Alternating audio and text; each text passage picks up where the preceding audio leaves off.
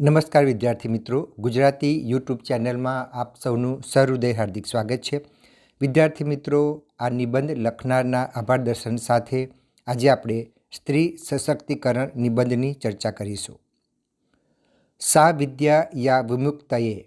સ્વામી વિવેકાનંદે કહ્યું છે કે દેહ, દિલ અને દિમાગનો સંવાદી વિકાસ એટલે સાચી કેળવણી.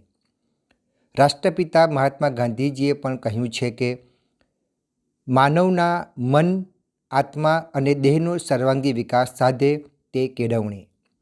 પૃથ્વી પર માનવ જીવનનો આરંભ થયો ત્યારથી સ્ત્રી અને પુરુષ અસ્તિત્વમાં આવ્યા. પ્રાચીન સમયથી પુરુષ પ્રધાન સમાજમાં નારી નારાયણી હોવાનો અનુભવ થઈ રહ્યો છે. રૂઢિચુસ્ત સમાજ પણ આજે સ્ત્રીને પુરુષ સમોવડી માનવામાં ખચકાટ અનુભવતો નથી. આજ દિન સુધી શરીરે કોમળ અને બાળકોનું ઘડતર કરનારી ઘરકુકડી તરીકે ઓળખાતી સ્ત્રી શક્તિનું સ્વરૂપ છે. તેવા અનેક ઉદાહરણો જોવા મળે છે. ભૂતકાળમાં રાણી લક્ષ્મીબાઈ, જીજાબાઈ, અહલ્યાબાઈ, દુર્ગાવતી જેવી વીરાંગનાઓએ દેશને ખાતર લડીને ગૌરવરૂપ નારીઓમાં સ્થાન મેળવ્યું છે. તો સરોજિની નાયડુ, ઇન્દિરા ગાંધી, કલ્પના ચાવલા જેવી સન્નારીઓ સમાજ માટે આદર્શરૂપ છે. પ્રાચીન સમયમાં સ્ત્રીઓ માટે કહેવાયું હતું, યત્ર નાર્યસ્તુ પૂજ્યન્તે રમતે તત્ર દેવતાઃ યત્રેતા ન તુ પૂજ્યન્તે સર્વાસ્ત્ર વાફલા ક્રિયા. તો સાથે સાથે સ્ત્રીને અબળા કહી અપમાનિત કરવામાં પણ આવતી હતી. એક હિન્દી કવિએ કહ્યું છે કે અબલા નારી હાય તેરી યહી કહાની, આંચલ મેં હે દૂધ ઓર આંખોं મેં હે પાની.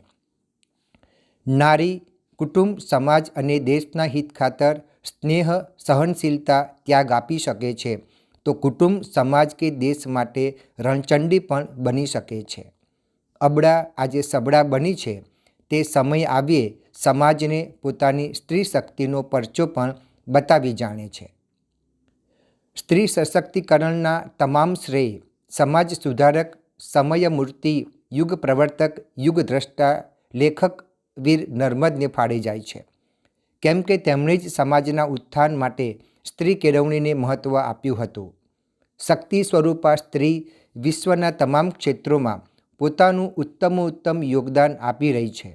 પછી તે રાજકારણ, વૈજ્ઞાનિક ક્ષેત્રે, અવકાશ યાત્રાનું ક્ષેત્રે, શિક્ષણનું ક્ષેત્રે, સંસ્કાર સિંચનનું કાર્ય કે અન્યાય સામે અવાજ ઉઠાવે, તમામ ક્ષેત્રોમાં શક્તિ સ્વરૂપાના દર્શન ડગલે ને પગલે થઈ રહ્યા છે.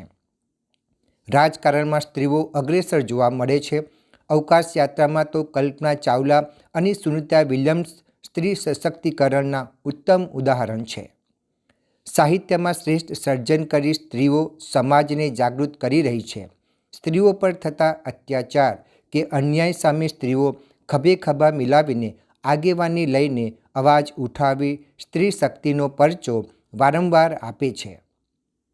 આધુનિક સમયની સ્ત્રી સંસ્કાર સિંચનની સાથે કુટુંબ, સમાજ, દેશ અને વિશ્વ સાથે કદમ મિલાવવા તત્પર છે, જે તેની સાહસ વૃત્તિ અને સ્ત્રી સશક્તિકરણ માટેની તાલાવેલી દર્શાવે છે. કોઈ કવિએ સાચું જ કહ્યું છે કે જે કર ઝુલાવે પારણું તે જગત પર શાસન કરે. માટીના પિંડ સમાન બાળકનો માત્ર ભૌતિક દેહ જ નહીં, સંસ્કાર દેહના ઘડતરનો શ્રેય પણ મા સ્વરૂપે રહેલી સ્ત્રીને ફાળે જ જાય છે. સંસ્કાર સિંચનની સાથે જીવનલક્ષી કેળવણી પણ મા પાસેથી મળે છે. માટે જ કહેવાયું છે કે એક મા 100 શિક્ષકોની ગરજ સારે. શાળા મહાશાળાઓમાં અભ્યાસ કરતી વિદ્યાર્થિનીઓ શ્રેષ્ઠ પરિણામ લાવી પુરસ્કાર મેળવે છે.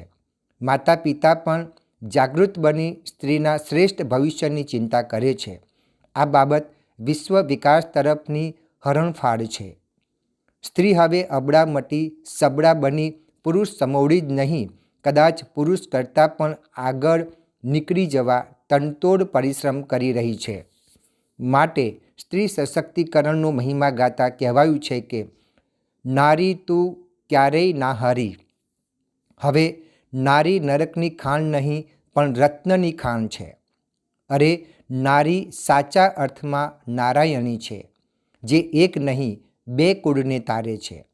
વીર નર્મદ અને રાજા રામમોહન રાય જેવા સ્ત્રી ઉદ્ધારક આજે હોત તો આ દ્રશ્ય જોતાં જ રોમાંચિત થઈ ગયા હોત. અંતે એટલું ચોક્કસ સમજો કે દીકરી નહીં સાપનો ભારો, દીકરી તો છે તુલસીનો ક્યારો. તો વિદ્યાર્થી મિત્રો, અહીં આપણે નિબંધની ચર્ચા પૂર્ણ કરીએ છીએ.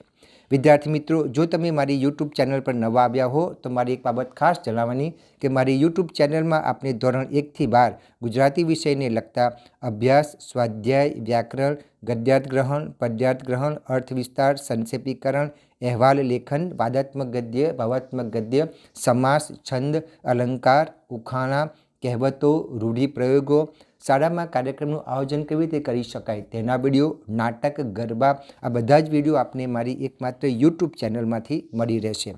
વિદ્યાર્થી મિત્રો, તમારી ચેનલને સબસ્ક્રાઈબ કર્યા બાદ તમે પ્લેલિસ્ટમાં જઈને જોઈ શકશો. તો અહીંયા મારો વિડીયો પૂર્ણ કરું છું. ફરી વખત મળીશું નવા ટોપિક સાથે. ત્યાં સુધી આપની રજા લો. આવજો વિદ્યાર્થી મિત્રો, આવજો.